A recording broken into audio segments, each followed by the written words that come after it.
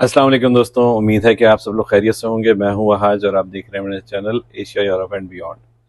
दोस्तों, आज की वीडियो बनाने का मकसद ये है कि मेरे पास D7 वीज़ा से रिलेटेड बहुत सारे क्वेश्चंस आ रहे हैं और उसमें भी स्पेसिफिक लीज़ एग्रीमेंट के बारे में। तो मैंने सोचा कि मैं आपको तफसील से एक दफ़ा फिर लीज़ एग्रीमेंट के बारे में बताऊं और उसको कैसे हासिल कर सकते हैं और वीज़ा पर्पज़ के लिए और क्या क्या रिक्वायरमेंट है उसकी।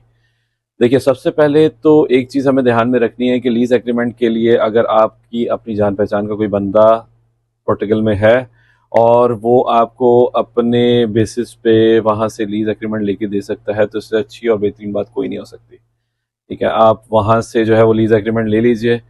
अच्छा, होता यह है कि जो ऑनर्स हैं, लैंडलॉर्ड्स होते हैं, वो नॉर्मली 3 महीने के जो है वो रेंटल एडवांस लेते हैं और उसकी बेस के ऊपर आपको दे देंगे।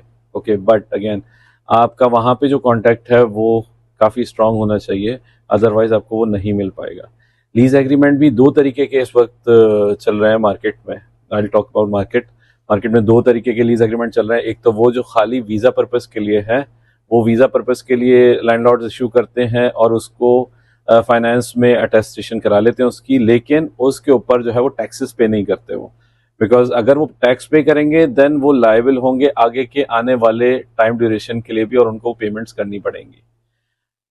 दूसरे जो लीज एग्रीमेंट वो रेंटल एग्रीमेंट जैसा होता है, आप उन्हें पेमेंट करें, एडवांस पेमेंट करें, आपके नाम पे लीज एग्रीमेंट बन जाएगा एंड देन आप जब यहाँ से जाएंगे तो वहाँ पे जाके आप रहना शुरू कर दें, ठीक है, एज पर योर एग्रीमेंट, और आप उसको कंटिन्यू कर सकते हैं। लेकिन वो लीज एग्रीमेंट जो है वो बहुत मुश्किल से भी मिलते हैं, एक चीज़। दूसरी चीज़ ये कि आप क्योंकि अभी तक गए नहीं हुए होते तो आपको पता नहीं होता कि जिस जगह का लीज एग्रीमेंट है वो जगह कैसी है, आप वहाँ पे रह सकते हैं या क्या प्रॉब्लम्स फेस कर सकते हैं वहाँ पे। अगर आप फैमिली के साथ जा रहे हैं तो फैमिली के लिए क्या उधर ऑप्शंस हैं, वहाँ पे बच्चों के स्कूल करीब हैं, ग्रॉसरी वगैरह करीब है। I give you an example. मेरे एक जानने वाले हैं, उन्होंने लीज एग्रीमेंट लिया, ही वाज इन यूके, और उनका कोई जान पहचान नहीं थी, तो उन्होंने जो है वो आइडियलिस्ट वेबसाइट के ऊपर सर्च करके ही फाउंड एन अपार्टमेंट और उन्होंने वो लीज पे ले लिया। ठीक है, उन्होंने जब वो लीज पे लिया, उनका वीज़ा वगैरह सब प्रोसेस हो गया। जब वो वहाँ पे पहुँचे हैं तो एक तो ये कि उन्हें एडवांस में पैसे जो है वो हर महीने एडवांस में पेमेंट करनी पड़ी थी। इवन उनका वीज़ा लगे या ना लगे, जब तक वो खुद कैंसिल नहीं करेंगे तो उनको पेमेंट करनी पड़ेगी। तो जब वो वहाँ पे पहुँचे हैं तो इट वाज लाइक काफ़ी दूर थी वो जगह। ठीक है, जो ट्रेन से अराउंड आप ये कह लें कि अराउंड 1.5 आवर की ट्रेन से, और उसके बाद उनका घर वहाँ से तकरीबन मज़ीद 20 मिनट्स की ड्राइव पे था। Okay, it was not easy. उनके घर के आसपास जो है वो कोई भी मतलब ग्रॉसरी शॉप्स वगैरह इस तरीके की वो नहीं थी और उन्हें हर काम के लिए फिर मेन सिटी की तरफ आना पड़ रहा था।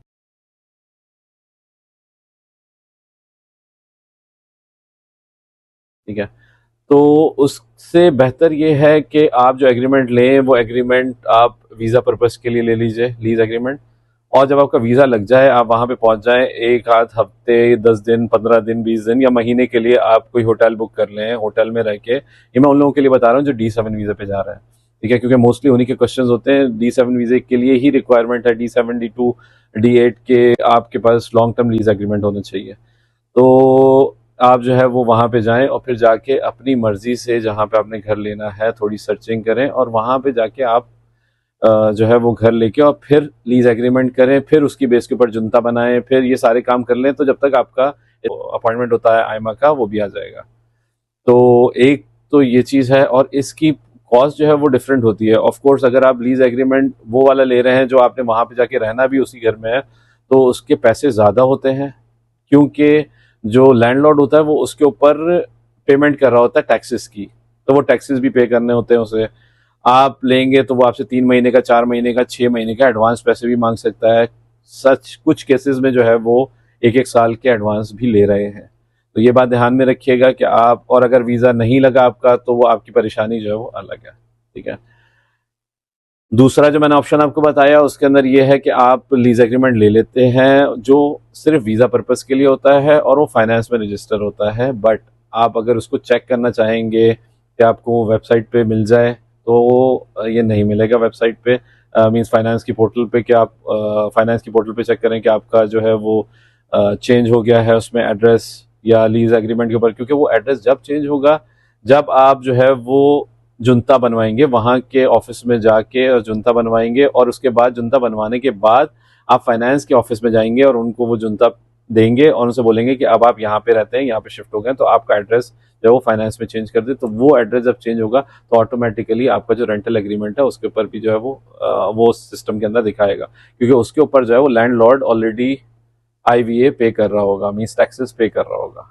ठीक है, तो ये दो तरीके के जो है वो लीज एग्रीमेंट्स हैं जिसके बारे में मैंने आपको बताया। दूसरी एक अच्छी खबर ये है कि अपोस्टाइल पाकिस्तान के लिए उसने काम करना शुरू कर दिया है अल्हम्दुलिल्लाह, और अभी क्योंकि नया नया स्टेज है तो उसमें लोगों को काफ़ी परेशानी आ रही है, और अभी तक की इतलात के मुताबिक डेली के 40 अपॉइंटमेंट्स दे रहे हैं वो। वेबसाइट का लिंक मैं आपके साथ जो है वो डिस्क्रिप्शन में शेयर कर दूंगा, और उम्मीद है कि 1 जून की जो डेट दी है अपोस्टाइल जो है वो नॉर्मलाइज होने में, तो 1 जून के बाद से इंशाल्लाह ये सारी प्रॉब्लम्स भी रिजॉल्व हो जाएंगी और अपोस्टाइल जो है वो नॉर्मली वर्क करने लगेगा। मेरी वीडियो को प्लीज़ ज़रूर लाइक कीजिएगा, चैनल को सब्सक्राइब कीजिएगा अगर नहीं किया, और दोस्तों के साथ ज़रूर शेयर कीजिएगा। इंशाल्लाह आपके दूसरे सवालात अगर कुछ हों तो आप मुझे लिखिए या मुझसे व्हाट्सएप पे भी कांटेक्ट कर सकते हैं, मैं आपको जल्द से जल्द जवाब देने की कोशिश करूँगा। अस्सलाम वालेकुम वरहमतुल्लाहि ताला बरकातुहू।